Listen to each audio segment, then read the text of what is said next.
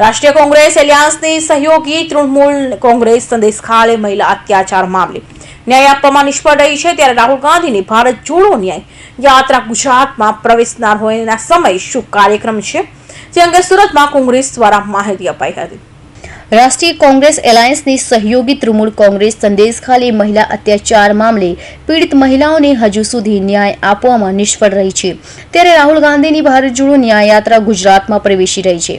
ત્યારે ગુજરાતમાં પ્રવેશી રહેલી ભારત જોડો ન્યાય યાત્રા દરમિયાન 6 જેટલી પબ્લિક મિટિંગ, 27 કોર્નર મિટિંગ, 17થી વધુ સ્થળોએ સ્વાગત સાથે ટાઉન પદયાત્રાનું આયોજન કરાયું છે। ભારત જોડો ન્યાય યાત્રા ગુજરાત રાજ્યમાં 4 દિવસ 7 જિલ્લાઓમાં 400થી વધુ કિલોમીટરનો પ્રવાસ કરશે। તો સુરતમાં પત્રકાર પરિષદ યોજી ભારત જોડો ન્યાય યાત્રા અંગે માહિતી આપવામાં આવી હતી।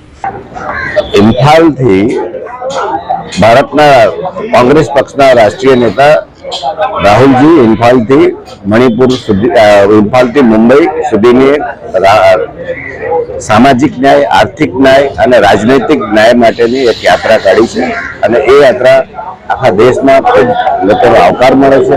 સુરતમાં નવસારીથી સુરત શહેરના હજારોની સંખ્યામાં કાર્યકર્તાઓ એમાં જોડાશે અને એને સમર્થન આપશે અને એમને જે પણ અમારી બધાની તો એવી લાગણી છે કે હવે એને સોનગઢની જે અમારો ગુજરાતની બોર્ડર છે ત્યાં સુધી અમે પદયાત્રામાં જોડાઈશું અને એને સફળ બનાવીશું।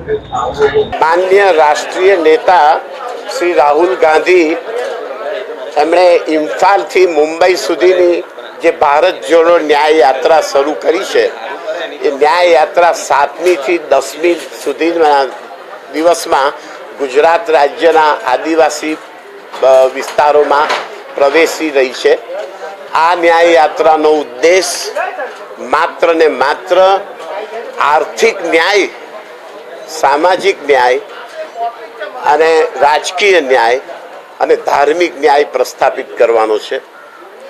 સ્વતંત્રતા અને સમાનતા જે છેલ્લા 10 વર્ષથી જેની હત્યા થઈ છે રાજસત્તા દ્વારા, એ સ્વતંત્રતા અને સમાનતા આર્થિક, સામાજિક, રાજકીય અને ધાર્મિક પ્રસ્થાપિત કરવા માટે અને વંચિતોને ન્યાય અપાવવા માટેની આ યાત્રા છે। આપ સૌના આશીર્વાદ અને સમર્થન ખૂબ જરૂરી છે। ધન્યવાદ।